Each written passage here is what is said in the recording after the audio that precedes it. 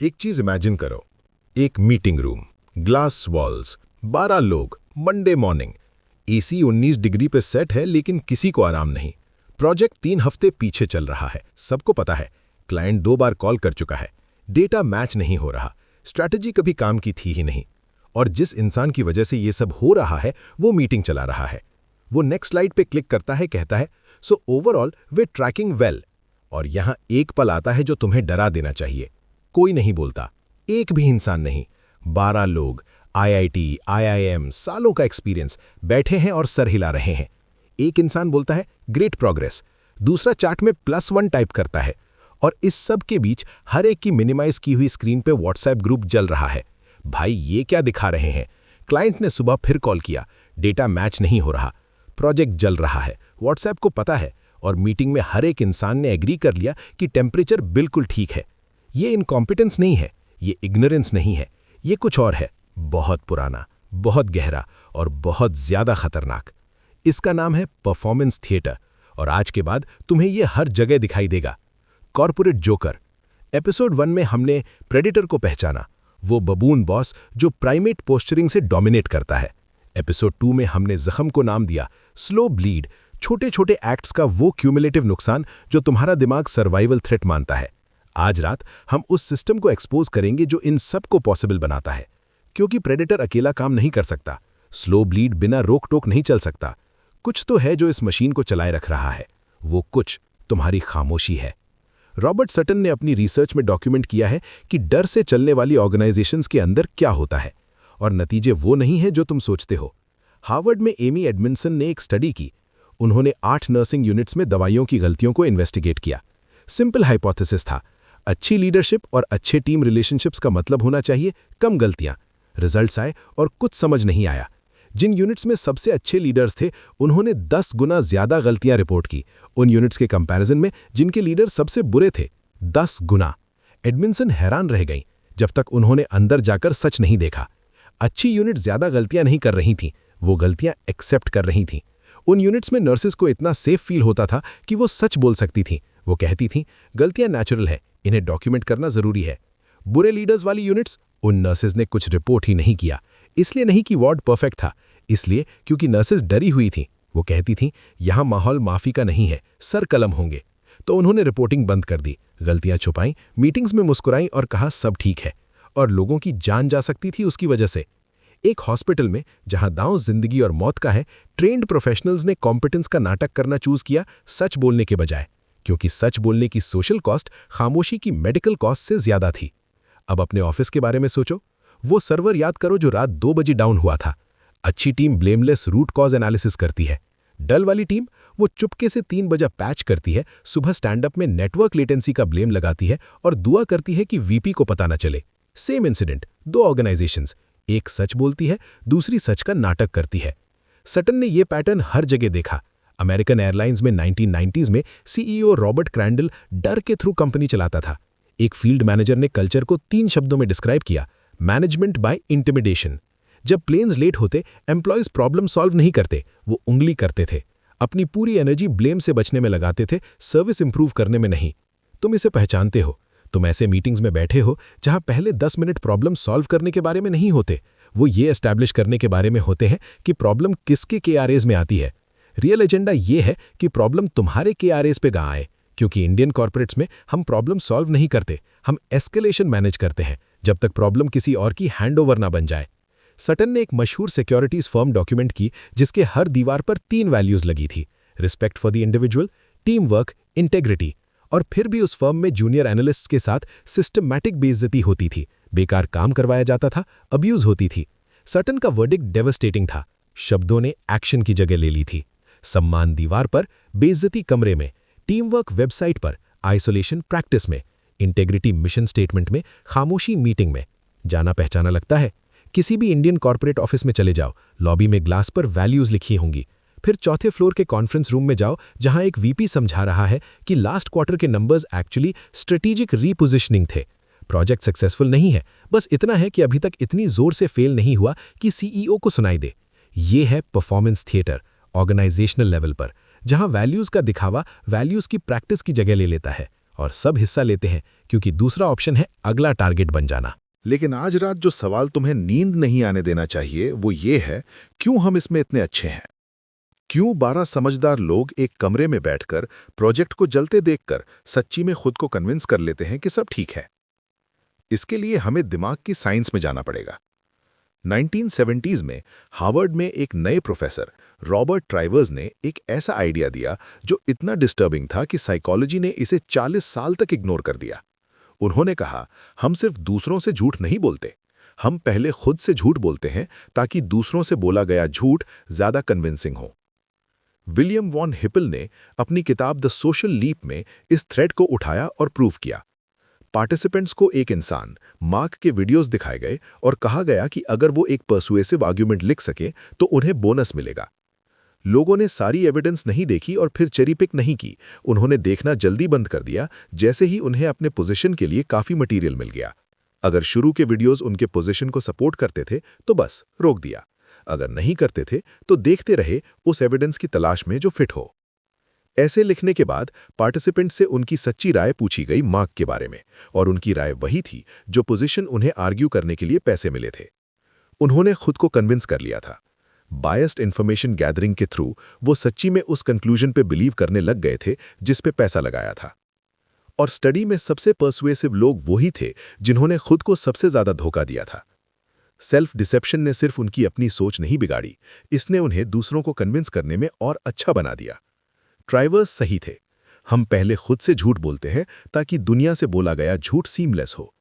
दिमाग झूठ बोलना पसंद नहीं करता, इसलिए वो झूठ को यकीन में बदल देता है। अब अपने ऑफिस पे अप्लाई करो। एक मिडिल मैनेजर के बारे में सोचो जो तुम जानते हो।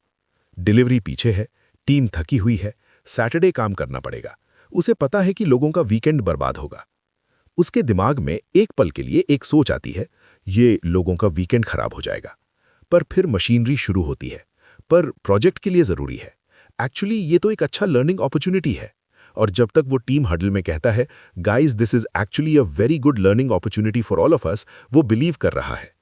ये एक्टिंग नहीं है, ये सेल्फ डिसेप्शन है जो बिल्कुल वैसे काम कर रही है जैसे एवोल्यूशन ने डिजाइन किया था। उसने टीम से झूठ नहीं बोला, उसने पहले खुद से झूठ बोला और फिर परफॉर्मेंस फ्लॉलेस हो गई, क्योंकि परफॉर्मर खुद अपना पहला ऑडियंस था। और वॉन हिपल एक्सप्लेन करते हैं कि एवोल्यूशन ने हमें ऐसा क्यों बनाया। Social brain hypothesis. हमारे बड़े दिमाग टेक्निकल प्रॉब्लम सॉल्व करने के लिए इवॉल्व नहीं हुए, सोशल प्रॉब्लम्स नेविगेट करने के लिए हुए। सोशल दुनिया में वॉन हिपल लिखते हैं, वैल्यू डिस्कवर नहीं होती, वो कंसेंसस से क्रिएट होती है। अगर सब अग्री करें कि डेली स्टैंड अप एजाइल है, तो एजाइल वही है, चाहे वो सिर्फ माइक्रो मैनेजमेंट हो स्टिकी नोट की एस्थेटिक के साथ। अगर सब अग्री करें कि कंपनी कल्चर फास्ट पेस्ड और हाई ग्रोथ है, तो वही रियलिटी बन जाती है, चाहे वो सिर्फ बर्नआउट हो बेहतर ब्रांडिंग के साथ। किसी भी सोशल ग्रुप में रियलिटी वही है जो ग्रुप अग्री करे की है। तुम्हारा दिमाग जो लाखों सालों में इवॉल्व हुआ है ग्रुप में अपनी जगह बचाने के लिए, सोशल रियलिटी को ऑब्जेक्टिव रियलिटी से हमेशा ऊपर रखेगा। तुम्हारा दिमाग सच देखने के लिए नहीं बना, तुम्हारा दिमाग वो देखने के लिए बना जो तुम्हें ग्रुप में रखे। वॉन हिपल डॉक्यूमेंट करते हैं कि इंसान कंपल्सिव ओवर इमिटेटर्स हैं, हम दूसरों की नकल करते हैं बिना समझे कि क्यों। लेकिन इसका मतलब ये भी है कि जब तुम्हारे आसपास सब मीटिंग में सर हिला रहे हैं, तुम्हारे दिमाग का डिफॉल्ट है तुम भी सर हिला लो।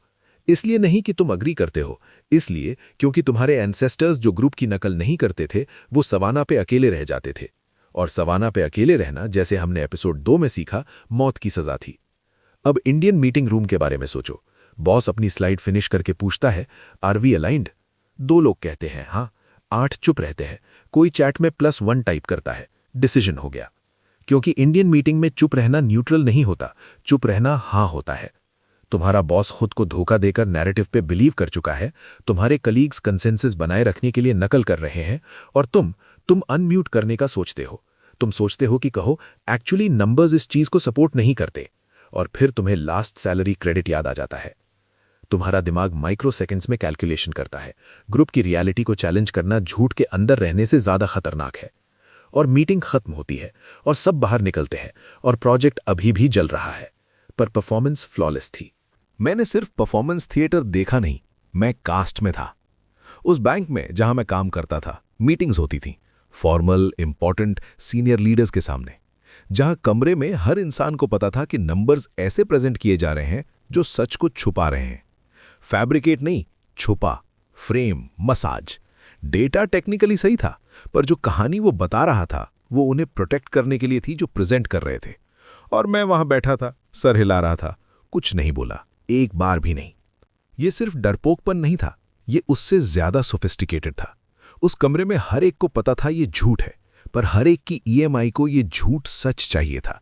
होम लोन, कार की ईएमआई, माँ बाप की मेडिकल इंश्योरेंस, शादी की प्लानिंग चल रही है, अगला अप्रेजल साइकिल 3 महीने बाद है। ये सिर्फ डर नहीं है, ये फाइनेंशियल कैद है, लैंडयार्ड और कॉर्पोरेट आईडी के साथ। मैंने देख लिया था कि जो लोग थिएटर तोड़ते हैं उनके साथ क्या होता है। एक कुलीग था, शार्प, टैलेंटेड, काम से सच्ची में मतलब रखता था। उसने एक मीटिंग में एक कंसर्न रेज किया, पोलाइटली, फैक्ट्स के साथ, एक डिसीजन के बारे में जो क्लियरली गलत जा रहा था। उसे तुरंत सजा नहीं मिली। ये इतना ऑब्वियस होता तो सोफिस्टिकेटेड ऑर्गेनाइजेशन के लिए ठीक नहीं होता। इंडियन कॉर्पोरेट्स में कंट्रोल चिल्लाता नहीं, वो पोलाइटली लिखता है, प्लीज डू द नीडफुल। पहला फेज, सोशल डेथ। उसका नाम अगला कैलेंडर इनवाइट से गायब। अगले हफ्ते उसकी ईमेल्स के जवाब एक शब्द के आने लगे, नोटेड। फिर कॉरिडोर की बातचीत, वो जो पहले रुक जाती थी जब वो आता था, अब नहीं रुकती थी, जारी रहती थी, जैसे वो वहां है ही नहीं। उसका टीम स्टेटस दिखाता था अवेलेबल, किसी ने पिंग नहीं किया। उसकी कुर्सी अभी भी मीटिंग रूम में थी, वो नहीं था। दूसरा फेज, फॉर्मल डेथ। एचआर ने एक 15 मिनट की सिंक शेड्यूल की, वो वाली जिसमें इनवाइट पे कोई एजेंडा नहीं होता, वो वाली जिसमें तुम बैठने से पहले ही एजेंडा जान जाते हो। Performance improvement plan. किसी भी इंडियन कॉर्पोरेट में सबको पता है पीआईपी का असली मतलब क्या होता है। ये इंप्रूवमेंट नहीं है, ये एग्जिट का पेपर वर्क है। पहले तुम्हें गायब किया जाता है, फिर उसे डॉक्यूमेंट कर दिया जाता है। उसे सच बोलने के लिए निकाला नहीं गया, उसे सच बोलने के लिए गायब कर दिया गया। जो, जैसे हमने एपिसोड 1 में सीखा, सटन की डर्टी डजन में आइटम नंबर 12 है, लोगों के साथ ऐसे बिहेव करना जैसे वो एग्जिस्ट ही नहीं करते। मेरे दिमाग ने ये सब होते देखा और मेरे दिमाग ने हिसाब लगाया। सच बोलने की कीमत सोशल डेथ, फिर फॉर्मल डेथ। खामोशी की कीमत, प्रोजेक्ट फेल होता है पर मेरी रैंक बची रहती है, मेरी ईएमआई बचती है, मेरी कुर्सी बचती है। उस एवोल्यूशनरी हिसाब में जो हर मीटिंग के नीचे चलता है, जो तुमने कभी अटेंड की है, खामोशी जीतती है हर बार। यही है परफॉर्मेंस थिएटर। और मैं एक विलिंग एक्टर था, क्योंकि दूसरा ऑप्शन था एक अकेले दर्शक बन जाना। Performance theatre. Performance theatre, noun, किसी ऑर्गेनाइजेशन के अंदर एक कलेक्टिव अनबुझी सहमत, एक झूठी रियलिटी बनाए रखने की, जहां सब पार्टिसिपेंट्स, सबसे सीनियर लीडर से लेकर सबसे जूनियर एम्प्लॉय तक मिलके एक ऐसी कहानी प्रेजेंट करते हैं, डिफेंड करते हैं और बिलीव भी करते हैं जो ऑब्जर्वेबल फैक्ट्स के खिलाफ जाती है। क्योंकि सोशल कंसेंसस तोड़ने की एवोल्यूशनरी कीमत झूठ के अंदर जीने की कीमत से ज्यादा लगती है। सटन ने हमें दिखाया कि डर ऑर्गेनाइजेशंस का क्या करता है। वॉन हिपल ने हमें बताया कि ऐसा क्यों होता है। दोनों को मिलाओ और तुम्हें मिलता है परफॉर्मेंस थिएटर।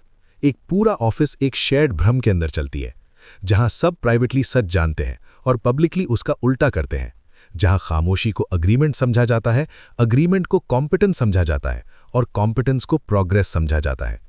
मीटिंग सच के लिए नहीं होती, मीटिंग ये डिसाइड करती है कौन सा झूठ सब मिलके मानेंगे। परफॉर्मेंस थिएटर सिर्फ ऑर्गेनाइजेशंस को नुकसान नहीं पहुंचाता, ये तुम्हें नुकसान पहुंचाता है। क्योंकि हर बार जब तुम उस मीटिंग में बैठे सर हिला रहे हो जबकि तुम्हें बोलना चाहिए, तुम्हारे अंदर कुछ छोटा सा हिसाब लगाता है। और कीमत सिर्फ खामोशी नहीं है, ये तुम्हारी खुद की सोच पे भरोसे की धीमी मौत है। काफी मीटिंग्स के बाद जहां रियलिटी को कंसेंसस ने ओवरराइड कर दिया, तुम खुद को शक करने लग जाते हो।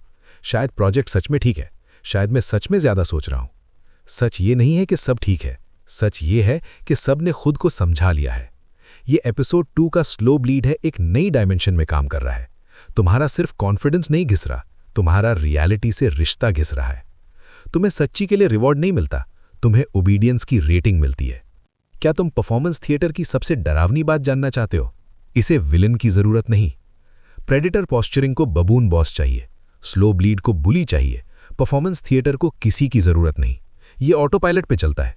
ये एक मशीन है, डर से बनी, सेल्फ डिसेप्शन से चलती और लाखों सालों के एवोल्यूशन से पावर्ड, जो उस कमरे में हर एक को कहती है, वो मत बनो जो कंसेंसस तोड़े।